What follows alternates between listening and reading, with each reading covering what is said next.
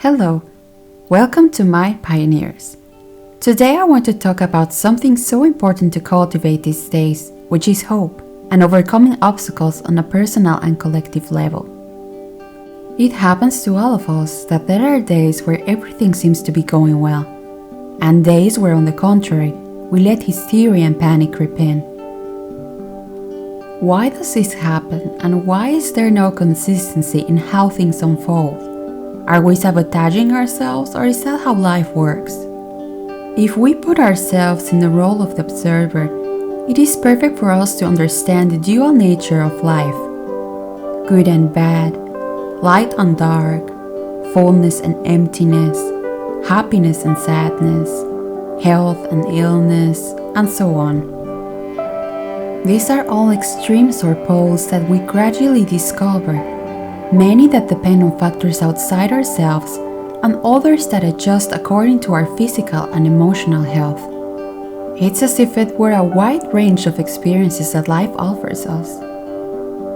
Just imagine for a second what would the school of life be without this perfect and complex symmetry of contrasts that allows us to choose which of these states or experiences we want to participate in. We cannot simply ignore this great mechanism that allows us to perceive and to react to whatever we choose to see and hear. This is a universal freedom that has been given to us for our personal learning and growth on the path of life. To quote the great philosopher Aristotle, there is nothing we know that does not come from the perception of the senses, from the understanding of the soul, and the understanding of the mind. In this video, I'm not going to talk about the discernment that takes place between mind and soul. It is simply to invite you to question yourself: with what quality are you filling your mind? Does this perception that we develop as things progress make us more alert to bad things and alarming statistics? What thoughts are produced as part of this feedback? Are they constructive or destructive? We are witnessing an unprecedented media penchant for fear and uncertainty, and there is no intention to write on politic issues. This is simply a reflection that invites you to realize that this whole field of negative information can have a major impact on our health.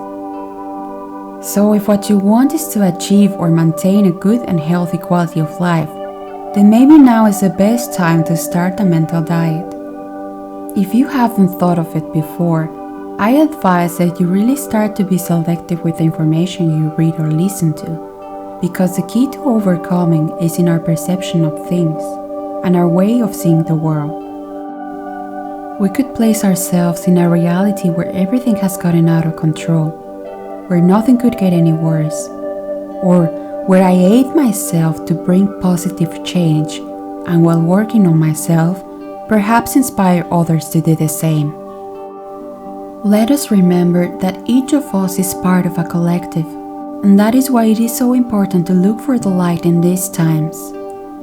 The dynamic of media is to shock people, and although their task is to inform, what they really do is to implant ideas in our minds by resorting to sensationalism and confusion. Practically, this is how they profit from the global upheaval, and that is why they often choose to escalate the tone of things. Many people knowingly or unknowingly are adding to what they don't want to see in their lives by talking about disease, social unrest, and fear. We are generating a toxic collective that urgently calls us to reflect, to step back and make amends. It is about turning off our focus on tragedy, and above all, finding our purest human quality, to become stronger than our fears, and to raise our consciousness to a plane where it does not coexist with the psychosis fed by the media.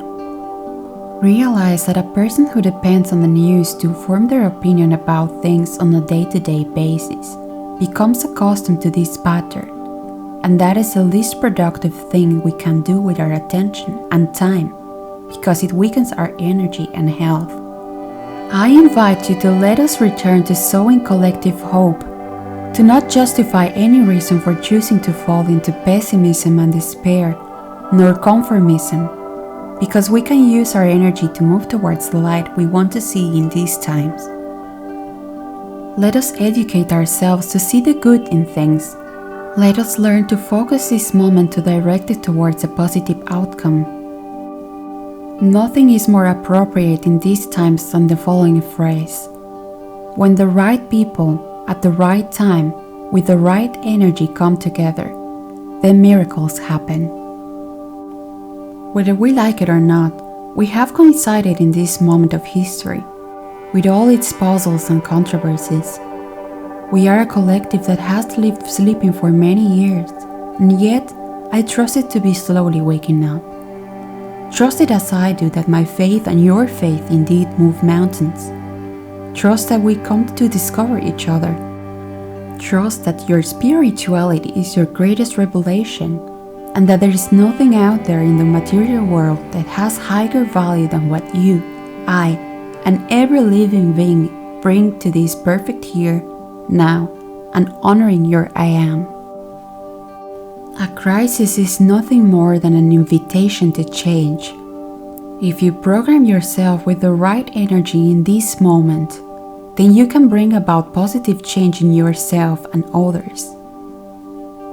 We have been all this time putting our focus on who to blame.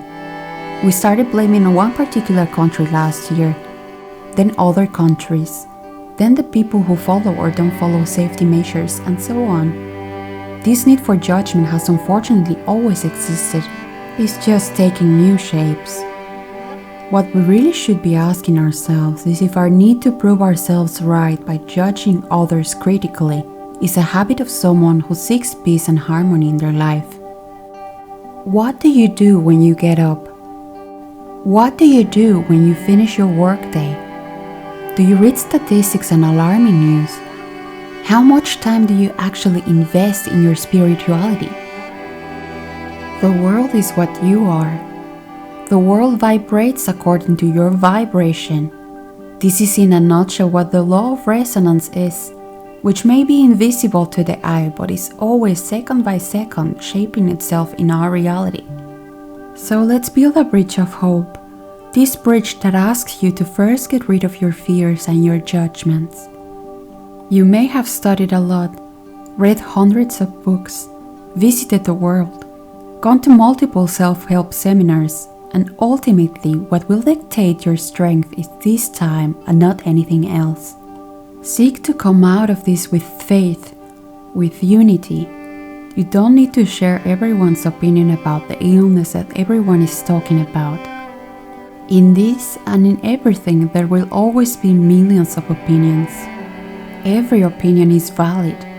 What is not valid is to attack and mock others. Remember that many people are afraid.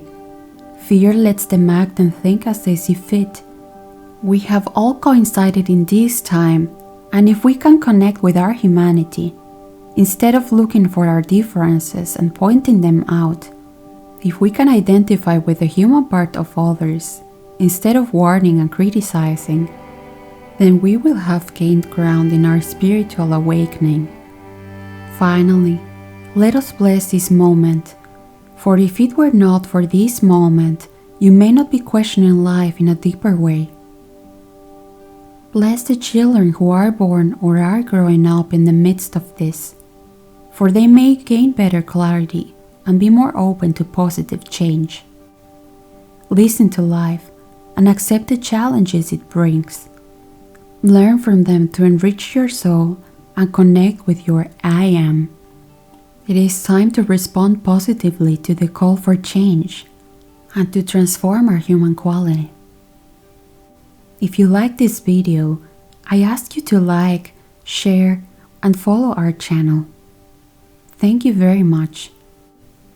Like to all, Jana and Adrian, Mind Pioneers.